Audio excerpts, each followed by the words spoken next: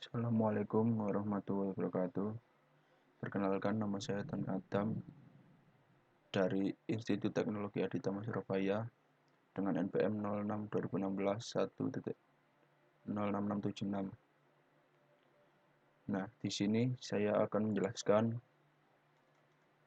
tentang tugas rekayasa kebutuhan, di mana saya disuruh menjabarkan tentang hasil resume yang telah saya lakukan kemarin tentang requirement engineering berdasarkan prosesnya. Pertama-tama, apa yang dimaksud dengan rekayasa kebutuhan? Rekayasa kebutuhan adalah atribut atau sesuatu yang kita temukan sebelum membangun produk. Itu adalah suatu kondisi atau kemampuan yang harus dipenuhi atau dimiliki oleh suatu sistem atau sistem komponen untuk memenuhi kontrak, standar, spesifikasi, dan dokumen yang dipaksakan secara resmi lainnya. Sebuah kebutuhan yang terbentuk dengan baik adalah pernyataan fungsionalitas sistem yang memaksakan kebutuhan pelanggan. Ada hubungan timbal balik antar manusia dan mesin untuk kebutuhan pertemuan yang dapat membantu menghasilkan produk yang berkualitas. Kebutuhan umumnya diklasifikasikan sebagai fungsional dan non-fungsional. Kebutuhan fungsional adalah kebutuhan itu menentukan tindakan yang dilakukan suatu sistem tanpa mempertimbangkan kendala fisik. Kebutuhan non-fungsional menentukan properti sistem seperti lingkungan dan implementasi kendala kinerja, dependensi platform, rawatan, ekstensibilitas, keandalan, dan lain-lain. Rekayasa kebutuhan secara umum diterima sebagai proses yang paling kritis dan kompleks dalam pengembangan sistem sosioteknis. Dengan cara ini, membantu menggambarkan peran multidisiplin dalam rekayasa kebutuhan, proses, serta pola untuk interaksi sosial. Utama alasannya adalah bahwa kebutuhan proses rekayasa memiliki dampak paling dominan pada kemampuan yang dihasilkan produk. Selain itu, rekayasa kebutuhan adalah suatu proses di Indonesia yang paling beragam permintaan produk dari yang paling beragam pemangku kepentingan yang sudah dipertimbangkan oleh para praktisi. Dua alasan ini membuat kebutuhan kompleks teknis secara kritis. Rekayasa kebutuhan adalah pendekatan sistematis melalui dari mana insinyur perangkat lunak mengumpulkan kebutuhan dari berbagai sumber dan mengimplementasikannya ke dalam perangkat lunak. Proses pengembangan kegiatan rekayasa kebutuhan mencakup seluruh siklus hidup pengembangan sistem dan perangkat lunak kebutuhan. Proses rekayasa adalah proses berulang yang juga menunjukkan bahwa manajemen kebutuhan dipahami sebagai aspek dari proses rekayasa kebutuhan. Secara tradisional, rekayasa kebutuhan dilakukan pada awal pengembangan sistem siklus hidup. Namun, dalam sistem yang besar dan kompleks pengembangan, mengembangkan seperangkat kebutuhan yang akurat akan tetap stabil sepanjang bulan atau tahun 2008 pengembangan telah dihasilkan menjadi mustahil dalam praktiknya. Oleh karena itu, rekayasa kebutuhan merupakan tambahan dan proses berulang dilakukan secara paralel dan sistem lain kegiatan pengembangan seperti desain, pengkodean, dan lain-lain. Selanjutnya adalah saya akan menjelaskan tentang proses dalam rekayasa kebutuhan yang terdiri dari dua proses, antara lain yang pertama adalah kebutuhan elisitasi dan pengembangan. Tahap elisitasi dan pengembangan kebutuhan terutama berfokus pada memeriksa dan mengumpulkan kebutuhan yang diinginkan dan sasaran untuk sistem dari berbagai sudut pandang. Kebutuhan-kebutuhan fase dimulai dengan mengidentifikasi pemangku kepentingan sistem dan mengumpulkan kebutuhan mentah dari berbagai sudut pandang. Kebutuhan mentah adalah kebutuhan yang belum dianalisis dan belum dituliskan dalam kebutuhan yang disusun dengan baik notasi. Tahap elisitasi bertujuan untuk mengumpulkan yang berbeda sudut pandang seperti kebutuhan bisnis, kebutuhan pelanggan, kebutuhan pengguna, kendala, kebutuhan keamanan, kebutuhan informasi, dan lain-lain. Biasanya, spesifikasi kebutuhan sistem dimulai dengan mengamati dan mewawancari orang. Selain itu, kebutuhan pengguna sering disalahpahami karena analisis sistem dapat salah menafsirkan kebutuhan pengguna. Selain pengumpulan kebutuhan, standar dan kendala memainkan peran penting dalam pengembangan sistem. Pengembangan kebutuhan mungkin kontekstual, diamati bahwa rekayasa kebutuhan adalah proses pengumpulan kebutuhan dari pelanggan dan lingkungan secara sistematis. Analisis sistem merupakan mengumpulkan kebutuhan mentah dan kemudian lakukan analisis terperinci dan menerima umpan balik. Setelah itu, hasil-hasil ini adalah dibandingkan dengan teknis sistem dan menghasilkan kebutuhan yang baik dan perlu pengembangan perangkat lunak. Proses dari rekayasa kebutuhan selanjutnya adalah dokumentasi kebutuhan. Dokumentasi kebutuhan sendiri terdiri dari dua fase. Pertama adalah identifikasi kebutuhan. Praktik identifikasi kebutuhan fokus pada penugasan yang unik pengidentifikasi untuk setiap kebutuhan. Pengidentifikasi unik ini digunakan untuk merujuk kebutuhan selama pengembangan produk dan pengelolaan. Proses identifikasi kebutuhan terdiri dari 3 sub kegiatan. Aktivitas penomoran dasar termasuk penomoran signifikan dan penomoran non-signifikan. Sedangkan kegiatan identifikasi meliputi pelabelan berdasarkan struktur identifikasi dan identifikasi simbolik. Teknik terakhir adalah untuk mendukung dan mengotomatiskan pengelolaan barang yang termasuk penomoran ulang secara dinamis, identifikasi catatan basis, data, dan kebutuhan lapisan dasar. Untuk fase kedua dari dokumentasi kebutuhan adalah spesifikasi kebutuhan. Spesifikasi dokumen kebutuhan diproduksi setelah berhasil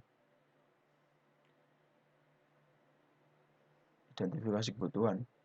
Dokumen tersebut menjelaskan produk yang akan dikirim daripada proses pengembangan. Spesifikasi kebutuhan perangkat lunak atau SRS adalah alat yang efektif untuk spesifikasi kebutuhan, yaitu sebuah deskripsi lengkap tentang perilaku sistem atau perangkat lunak yang akan dikembangkan. Ini termasuk satu set kasus penggunaan, itu diuraikan semua interaksi yang akan dilakukan pengguna dengan sistem atau perangkat lunak. Selain menggunakan case, SRS juga berisi kebutuhan yang tidak fungsional. Kebutuhan fungsional adalah kebutuhan yang diberlakukan kendala pada desain atau implementasi. SRS sepenuhnya menjelaskan apa yang dilakukan perangkat lunak dan bagaimana nantinya diharapkan tampil. SRS meminimalkan waktu dan upaya dibutuhkan oleh pengembang untuk mencapai tujuan yang diinginkan, dan juga meminimalkan biaya pengembangan. SRS yang baik mendefinisikan bagaimana suatu aplikasi akan berinteraksi dengan perangkat keras sistem, program lain, dan pengguna dalam berbagai situasi dunia nyata. Parameter seperti kecepatan operasi, waktu respon, ketersediaan, probabilitas, rawatan jejak keamanan, dan kecepatan pemulihan dari efek samping evaluasi dari SRS. Proses rekayasa kebutuhan yang ketiga adalah verifikasi dan validasi kebutuhan. Verifikasi dan validasi kebutuhan adalah Ketika seluruh kebutuhan dijelaskan dan ditentukan dalam SRS, maka berbagai pihak yang terlibat harus menyetujui alam. Orang harus memastikan bahwa kebutuhan yang benar dinyatakan atau validasi, dan kebutuhan ini dinyatakan dengan benar atau verifikasi. Kegiatan validasi dan verifikasi meliputi memvalidasi kebutuhan sistem terhadap kebutuhan mentah dan verifikasi kebenaran kebutuhan sistem dokumentasi. Teknik yang paling umum untuk memvalidasi kebutuhan adalah ulasan kebutuhan dengan para pemangku kepentingan dan prototyping. Kebutuhan perangkat lunak divalidasi terhadap kebutuhan tingkat sistem dan SRS perlu diverifikasi. Verifikasi SRS mencakup kebenaran, konsistensi, tidak ambigu, dan mudah dipahami. Dalam verifikasi dan validasi kebutuhan mekanisme keterlacakan dapat menghasilkan audit jejak antara kebutuhan perangkat lunak dan akhirnya kode diuji. Proses yang keempat dari proses rekayasa kebutuhan adalah manajemen dan perencanaan kebutuhan. Kebutuhan manajemen adalah kegiatan berkelanjutan yang dapat dilakukan setelahnya pengembangan dan selama pemeliharaan karena kebutuhan dapat terus berubah. Kebutuhan terlacakan adalah bagian dari kebutuhan manajemen yang mengacu pada kemampuan untuk menggambarkan dan mengikuti kehidupan kebutuhan dan hubungannya dengan pengembangan lainnya.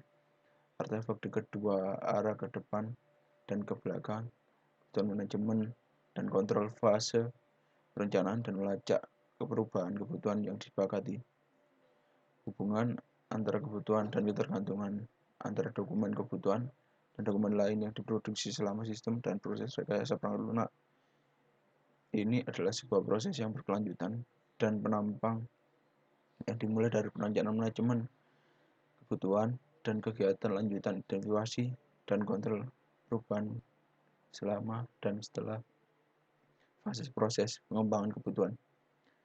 Kita perlu mengelola kebutuhan yang terus berubah karena ini sering berubah dari waktu ke waktu dan penyebab kerusakan berlebihan. Kebutuhan yang berubah bias dikelola dengan menerapkan manajemen perubahan proses. Ini mengacu pada kemampuan untuk mengolah perubahan kebutuhan sepanjang siklus pengembangan perangkat lunak. Manajemen perubahan termasuk mengidentifikasi, menganalisis, dan memutuskan apakah perubahan akan dilaksanakan dan mungkinnya menerapkan dan validasi permintaan kebutuhan. Selesai penjelasan dari proses rekayasa kebutuhan, yang selanjutnya adalah kesimpulannya. Kesimpulan dari proses rekayasa kebutuhan tersebut adalah rekayasa kebutuhan memainkan peran utama dalam pengembangan perangkat lunak karena secara langsung berbanding lurus dengan perangkat lunak kualitas perangkat lunak, profitabilitas, dan kepuasan klien. Survei literatur menyoroti bahwa setiap rekayasa kebutuhan wajib untuk dipastikan pengembangan perangkat lunak yang sukses. Namun kebutuhan programmer mengklaim bahwa rekayasa kebutuhan sangat menantang dan kompleks. Tugas untuk mengumpulkan kebutuhan yang tepat karena berbagai masalah yang berasal dari 4 proses utama yang diuraikan dalam ini penelitian. Tujuan dari makalah ini adalah untuk menggambarkan bagaimana proses rekayasa kebutuhan yang dilakukan dari berbagai organisasi mengidentifikasi masalah yang dihadapi dalam praktek. Hasil survei menyoroti kesenjangan besar antara teori dan praktek. Masalah sebagian besar berasal dari masalah yang berkaitan dengan kebingungan ruang lingkup proyek, keterlibatan pemangku kepentingan tidak memadai, keterampilan komunikasi dan negosiasi, teknik yang tidak efektif, kendala waktu, dokumentasi yang tidak tepat, dan kurangnya manajemen kebutuhan. Kebutuhan yang tidak diprioritaskan, kebutuhan yang ambigu dan tidak konsisten. Namun penyelesaiannya masalah-masalah ini pada tahap tertentu diperlukan untuk pengembangan yang sukses dari penerapan kebutuhan perangkat lunak. Jadi makalah ini telah mengusulkan berbagai solusi yang masuk akal untuk menjembatani kesenjangan antara proses rekayasa kebutuhan dalam teori dan praktek untuk memastikan tingkat kualitas perangkat lunak, profitabilitas bisnis, dan kepuasan klien setinggi mungkin. Satu prinsip utama makalah ini adalah untuk melibatkan manajemen yang lebih tinggi dan pemangku kepentingan utama dalam sebagian besar keputusan untuk memastikan proses rekayasa kebutuhan lebih ahli. Sebagai pekerjaan masa depan, solusi yang diusulkan dapat diimplementasikan untuk memantau perubahan dalam proses rekayasa kebutuhan. Sekian presentasi saya tentang rekayasa kebutuhan berdasarkan prosesnya dari saya. Terima kasih. Assalamualaikum warahmatullahi wabarakatuh.